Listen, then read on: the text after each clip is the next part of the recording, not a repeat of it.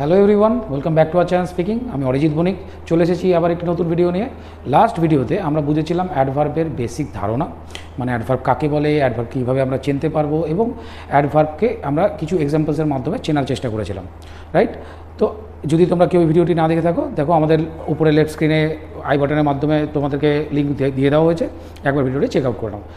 আর এই ভিডিওতে আজকে আমরা বুঝবো অ্যাডভার্বের ক্লাসিফিকেশনস, মানে অ্যাডভার্ব কয় প্রকার, তার ধরন অনুযায়ী কত ধরনের, বা তার বাক্যে ব্যবহার অনুযায়ী সেটা কয় ভাগে ভাগ করা যেতে পারে। আজকে আমরা এই বিষয়গুলিকে বুঝবো। চলো তাহলে দেরি না করে শুরু করা যাক আজকের ক্লাসটি। Let's go to the board.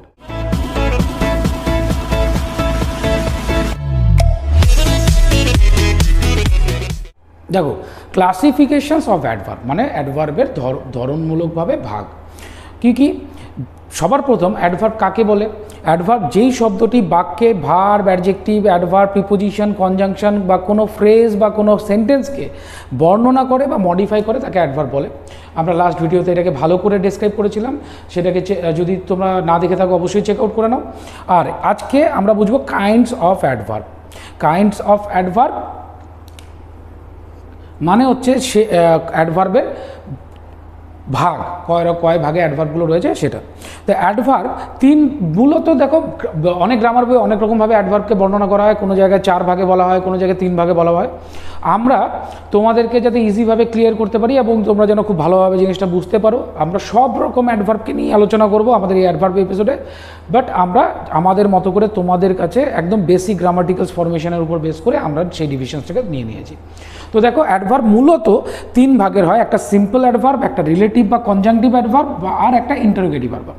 Simple অ্যাডভার্বের আরেকটা নাম হয় যেটাকে বলা ইনডিপেন্ডেন্ট অ্যাডভার্ব। ইনডিপেন্ডেন্ট অ্যাডভার্ব, যদি তোমাদের পরীক্ষায় বা কোনো জায়গায় তোমরা ইন্ডিপেন্ডেন্ট অ্যাডভার্ব দেখতে পারো তাহলে মাথায় রাখবা সেটাকে সিম্পল অ্যাডভার্ব বলা হয়। সিম্পল অ্যাডভার্বকেই ইন্ডিপেন্ডেন্ট অ্যাডভার্ব বলা হয়।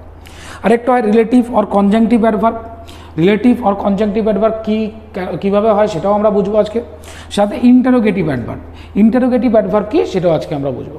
তো চলো আমরা একটা একটা করে পার্ট বাই পার্ট প্রত্যেকটা জিনিসকে বুঝে নেওয়ার চেষ্টা করি আজকে। তো বন্ধুরা দেখো, সবার প্রথমে আমরা নিলাম ইন্টারোগেটিভ অ্যাডভার্ব। ইন্টারোগেটিভ অ্যাডভার্ব কী বা কাকে বলে যদি আমরা বুঝতে চাই তাহলে মাথায় রাখো, যেই অ্যাডভার্বগুলি প্রশ্ন করতে, মেনলি প্রশ্ন করতে ব্যবহার করা হয়, মানে একদম ইজি, যেই অ্যাডভার্ব শব্দগুলো আমাদেরকে প্রশ্নে ব্যবহার করতে হয়, যেগুলোর দিয়ে আমরা প্রশ্ন করি, যেগুলো প্রশ্ন করতে ব্যবহার হয়, সেগুলোকে বলা হয় ইন্টারোগেটিভ অ্যাডভার্ব। এটুকু ক্লিয়ার? এবার ইন্টারোগেটিভ অ্যাডভার্ব কী হয়, যেমন দেখো এক্সাম্পল, হোয়েন, হোয়ার। হোয়েন মানে কখন, হোয়ার মানে কোথায়, হোয়াই মানে কেন, হাউ মানে কত কীভাবে কেমন, হাউ লং মানে কতক্ষণ, হাউ ফার মানে কত দূর, হাউ মেনি মানে কয়টি, হাউ মাচ মানে কতগুলি। এবার দেখো, হাউ মেনিটা হচ্ছে কাউন্টেবল, যে জিনিসগুলো কাউন্টেবল তার জন্য আমরা হাউ মেনি ব্যবহার করব, ঠিক আছে? আর যেগুলো আনকাউন্টেবল মানে যেটা গোনা যায় না, যেটা গোনা যায় সেটা কাউন্টেবল, যেটা গোনা যায় না সেটা আনকাউন্টেবল। তো যেটা গোনা যায় তার সেই জিনিসগুলোর জন্য যদি আমরা প্রশ্ন করি তাহলে হাউ মেনি ব্যবহার করব। আর যেটা গোনা যায় না, সেগুলো আনকাউন্টেবল, সেগুলোর জন্য আমরা সবসময় হাউ মাচ ব্যবহার করব। মানে বাংলায় যদি আমরা বলতে চাই তাহলে হাউ মেনি মানে কয়টি, আর হাউ মাচ মানে কতগুলি, যেটা কাউন্টের বাইরে চলে যাচ্ছে, তাই না? তো তারপরে যেমন হাউ অফেন মানে কতবার, হ্যাঁ। হাউ হাই মানে কত লম্বা, হোয়ার ফ্রম মানে কোথা থেকে, হোয়েন্স এটা মানেও কোথা থেকে, এক্সেট্রা আরও রয়েছে, যেগুলো আমরা আর এখানে লিখিনি, জায়গা অনেক ছোট, তার জন্য আমরা অল্প করে নিয়েছি। যেগুলো দরকার, বেশিরভাগ যেগুলো আমরা অ্যাডভার্ব হিসাবে ব্যবহার করি সেগুলোকে আমরা নিয়েছি। তো যেরকম দেখো, কয়েকটা এক্সাম্পল দিয়েও বুঝি। যেরকম দেখো, হাউ মেনি চেয়ার্স আর দিয়ে, তাহলে এখানে দেখো হাউ মেনি, এখানে আমাকে কিন্তু কয়টি চেয়ার আছে সেটা বোঝার জন্য আমরা হাউ মেনিকে ব্যবহার করেছি, তাহলে কিন্তু এটা একটা ইন্টারোগেটিভ অ্যাডভার্ব, ঠিক আছে? তারপরে দেখো, how often did you try, তুমি কতবার চেষ্টা করেছো, তাহলে এই হাউ অফেনটা কিন্তু কী হয়ে গেল, এটাও কিন্তু একটা অ্যাডভার্ব, রাইট?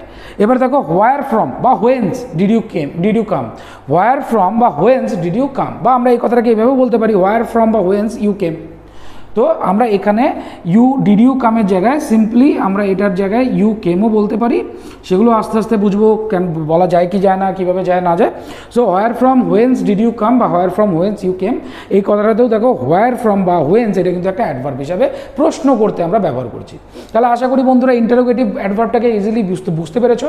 চলো দেখি এবার তাহলে রিলেটিভ বা conjunctive. Relative or conjunctive adverb কি, কাকে বলে? রিলেটিভ অর কনজাংটিভ অ্যাডভার্ব যেই অ্যাডভার্বগুলি দুটি বাক্য বা দুটি ক্লজকে যুক্ত করে, দুটি ক্লজকে কি করে যুক্ত করে, দুটো বাক্য বা দুটি ক্লজকে যুক্ত করে একটা অ্যাডভার্ব, সেই অ্যাডভার্বটাকে বলা হয় কনজাংটিভ বা রিলেটিভ অ্যাডভার্ব। ঠিক আছে, এবার বন্ধুরা একটা কোশ্চিন অ্যারাইজ করে গেল না, ক্লজ কি, ক্লজ কাকে বলে? আমরা যদি ক্লজ না বুঝি তাহলে কী করে বুঝবো যে ক্লজকে কীভাবে যুক্ত করা হয়, তাই না? তো চলো দেখো, ক্লজ তো অনেক একটা বড় বিষয়, ক্লজ নিয়ে যদি আমরা বিস্তারিত আলোচনা করতে চাই তাহলে একটা নতুন এপিসোডে, নতুন পার্টে, নতুন ভিডিওতে তোমাদের সাথে আবার দেখা হবে। ক্লজ এবং ফ্রেজ এইগুলো নিয়ে আমরা আবার আলোচনা করব, তা নিয়েও আমরা একটা ভিডিও বানাবো পরবর্তীতে। আজকে আমি তোমাদেরকে ক্লজের একটা বেসিক ধারণা, মানে একটা সাধারণ ধারণা তোমাদেরকে আমি প্রোভাইড করার চেষ্টা করছি, একবার দেখে নাও। ক্লজ কি? ক্লজ মানে হচ্ছে বাংলায় আমরা যেটাকে বলি উপবাক্য, খণ্ডবাক্য বা বাক্যাংশ। উপবাক্য, খণ্ডবাক্য বা বাক্যাংশ, এটাকে আমরা ক্লজ বলি। মানে কিছু শব্দের গ্রুপ, কিছু কতগুলো শব্দের গোষ্ঠী বা সমূহ, যা সাবজেক্ট ও ভার্ব, যা সাবজেক্ট যেটা বাক্যের শুরুতে থাকে এবং ক্রিয়া মানে ভার্ব, এই দুটো কর্তা ও ক্রিয়া, সাবজেক্ট ও ভার্ব, এই দুজনের সম্পর্কের উপর বাক্যের তথ্য প্রকাশ করে বা সম্পর্ক বোঝায় সে, এবং বাক্যের একটি অংশ হিসেবে কাজ করে। সবার প্রথম সাবজেক্ট ও ভার্বের সম্পর্ক বোঝায়, মানে সাবজেক্ট ও ভার্ব একসাথে জুড়ে যেই তথ্য প্রকাশ করে সেটাকে বোঝায়, এবং সাথে বাক্যের একটি অংশ হিসেবে কাজ করে, সেটাকে বলা হয় ক্লজ। আশা করি বন্ধুরা এটা বুঝতে পেরেছো সাধারণভাবে যে ক্লজ কি। এবার ধরে নাও দুটো ক্লজ রয়েছে, একটা ক্লজ আরেকটা ক্লজ, এই দুটো ক্লজকে জুড়তে যেই অ্যাডভার্বগুলো সাহায্য করে সেটাকে বলা হয় রিলেটিভ বা কনজাংটিভ অ্যাডভার্ব। এক্সাম্পল যেরকম, এক্সাম্পলস অফ রিলেটিভ আর কনজাংটিভ অ্যাডভার্ব যেরকম হয়, যেরকম মূলত 5টি কনজাংটিভ বা রিলেটিভ অ্যাডভার্ব হয়। সেটা হচ্ছে যেরকম when, where, while, why, how. When কখন, ওয়ার মানে কোথায়, হোয়াইল মানে যখন, বা ওয়াই মানে কেন, আর হাউ মানে কেমন বা কীভাবে, তাই না? এই অনুযায়ী এগুলো যখন বাক্যে কোশ্চিন, প্রশ্ন অনুযায়ী অ্যাডভার্ব হিসেবে ব্যবহার হচ্ছে তখন সেটা ইন্টারোগেটিভ অ্যাডভার্ব। কিন্তু এইগুলো যখন দুটো ক্লজ বা দুটো বাক্যকে জুড়তে বাক্যে ব্যবহার করা হচ্ছে তখন সেটাকে বলা হয় কনজাংটিভ বা রিলেটিভ অ্যাডভার্ব। ঠিক আছে, দেখো একটা আমরা দুটো এক্সাম্পলের মধ্যে দিয়ে বোঝার চেষ্টা করছি। আরেকটা বিষয় তোমাদেরকে বলি যে এই যে রিলেটিভ আর কনজাংটিভ, এটা কিন্তু দুটো আলাদা আলাদা বিষয়। রিলেটিভ অ্যাডভার্ব একটা আলাদা বিষয়, কনজাংটিভ অ্যাডভার্ব একটা আলাদা বিষয়, কিন্তু একই সাথেই বোঝা হয়, কারণ এই দুটোরই কাজ বা দুটোরই ভূমিকা একই রকম। কিভাবে? কনজাংটিভ অ্যাডভার্ব মানে হচ্ছে দেখো, যেই আই নো এটা একটা ক্লজ আর হি কেম এটা একটা ক্লজ, দুটো ক্লজকে জুড়তে সাহায্য করেছে কে? ওয়াই, তাই না? ওয়াইটা কি করছে? জুড়ছে, দুটো শব্দকে যুক্ত করছে, দুটো ক্লজকে। এই ওয়াইটার এইটা কিন্তু এখানে কনজাংটিভ অ্যাডভার্ব হিসেবে কাজ করছে, মানে যেহেতু কনজাংটিভ মানে কনজাংশন থেকে এসেছে। কনজাংশন মানে কি? একটা দুটো বাক্য বা দুটো শব্দ, দুটো ক্লজ বা দুটো বাক্যকে যুক্ত করে। কনজাংশন মানে যুক্ত করা, তাই না?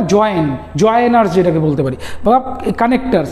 তো এই কানেক্টিং করছে না এই ওয়াইটা দুটো ক্লজকে, তাহলে এটাকে আমরা বলবো কনজাংটিভ অ্যাডভার্ব। কিন্তু দেখো এই সেম বাক্যটাই আমরা যদি এইভাবে বলি, যেরকম আই নো ওয়াই হি কেম, আমি জানি সে কেন এসেছে। আই নো ওয়াই হি কেম, আমি জানি সে কেন এসেছিল বা সে কেন এসেছে। এই কথাটাতে ওয়াইটা কী করছে? আমি জানি, আর সে এসেছিল এটাকে যুক্ত করছে। তেমনই এখানে বলেছি আই নো দ্য রিজন, মানে আমি জানি কারণটা। ওয়াই হি কেম, এখানেও কিন্তু ওয়াই কী করছে? যুক্ত করছে। কাকে কাকে? এই বাক্যটা আই নো দ্য রিজন এটা একটা, আর হি কেম এটা একটা। এই দুটো শব্দ, দুটো ক্লজকে কিন্তু যুক্ত করছে, জয়েন করছে, তাই না? কানেক্ট করছে। তাহলে এই ওয়াইটাও কিন্তু একটা রিলেটিভ বা কনজাংটিভ অ্যাডভার্ব। এবার কীভাবে বুঝবো রিলেটিভ কোনটা, কনজাংটিভ কোনটা? সেটাতে মাথায় রাখবা, যখনই আমরা এই ওয়াই বা এই কনজাংটিভ রিলেটিভ অ্যাডভার্বটা বসাচ্ছি তার আগে যদি নাউন থাকে, যেরকম এখানে রিজন আছে, রিজনটা কি একটা নাউন, নাউনটাকে এখানে বলা হয়, এই সব ক্ষেত্রে নাউনটাকে বলা হয় অ্যান্টেসিডেন্ট। কি বলা হয়? অ্যান্টেসিডেন্ট। এই অ্যান্টেসিডেন্ট যদি থাকে, মানে অ্যাডভার্বটা বসার আগে যদি অ্যান্টিসিডেন্ট মানে নাউন থাকে তাহলে সেটা হয়ে গেল রিলেটিভ অ্যাডভার্ব, সেটা কি হয়ে গেল রিলেটিভ অ্যাডভার্ব। ওকে, আর এখানে দেখো সেটা নাউনের জায়গাটাতে কিন্তু কোনো নাউন নেই, তাই না, কোনো নাউন নেই, তার মানে এখানে কোনো অ্যান্টিসিডেন্ট নেই, তাহলে এখানে এটা হয়ে গেল কনজাংটিভ অ্যাডভার্ব। ঠিক আছে, এখানে অ্যান্টিসিডেন্ট যদি থাকতো, যদি অ্যান্টিসিডেন্ট বসাই, যেরকম এই বাক্যটা সিমিলার একদম না, একই মানে বোঝাচ্ছে, আমি জানি সে কেন এসেছিল, আমি জানি কারণটা সে কেন এসেছিল, ব্যাপারটা একই, কিন্তু এখানে কারণটা যখন বলে দিচ্ছি, নাউন বসিয়ে দিচ্ছি, তখন এটা কিন্তু একটা অ্যান্টিসিডেন্টের পর গিয়ে আমরা এই অ্যাডভার্বটাকে বসাচ্ছি, তখন এটাকে বলছি রিলেটিভ অ্যাডভার্ব। আর যখনই এটা সিম্পল বসছে, কোনো অ্যান্টিসিডেন্ট নেই, তখন সেটাকে বলছি আমরা কনজাংটিভ অ্যাডভার্ব। তো আশা করি বন্ধুরা তোমরা এটা বুঝতে পেরেছো যে কনজাংটিভ অ্যাডভার্ব কি আর রিলেটিভ অ্যাডভার্ব কি, তাই না, আর দুটোর মধ্যে ছোট্ট পার্থক্যটাও তোমরা বুঝতে পেরে গেছো। আর এগুলো মূলত এই when, where, while, why, how এগুলোর উপর বেস করেই আমরা এই রিলেটিভ ও কনজাংটিভ অ্যাডভার্বের ব্যবহারগুলো বেশি করতে পারি, বা এগুলোকেই ব্যবহার মূলত করা হয়। এই 5টা কনজাংটিভ আর রিলেটিভ অ্যাডভার্বই মূলত আমরা পাই, যেগুলোকে আমরা বাক্যে ব্যবহার করি। তাহলে আশা করি তোমরা রিলেটিভ আর কনজাংটিভ অ্যাডভার্বটাকে একটু ভালোভাবে বুঝতে পেরেছো। যদি তোমাদের আরও কিছু এক্সাম্পলসের মাধ্যমে এটা বোঝার প্রয়োজন মনে হয় বা তোমরা জানতে চাও, তাহলে অবশ্যই আমাদেরকে কমেন্ট করো, আমরা তোমার কমেন্টের অবশ্যই রিপ্লাই দিয়ে তোমাদের জন্য আরেকটা নতুন ভিডিও তৈরি করব, যেখানে আমরা কিছু এক্সাম্পলসের মধ্যে দিয়েও এই রিলেটিভ এবং কনজাংটিভ অ্যাডভার্বগুলোকে আরও ডিটেলসে বোঝার চেষ্টা করবো, বুঝবো। তো আশা করি বন্ধুরা এই ভিডিওটা তোমাদের কাছে খুব হেল্পফুল হবে, আর এই ভিডিও থেকে তোমরা অনেক নতুন নতুন জিনিসও জানতে পারবে। So if you like this video, don't forget to like, share and subscribe our channel. So be with us for more updates. Bye bye.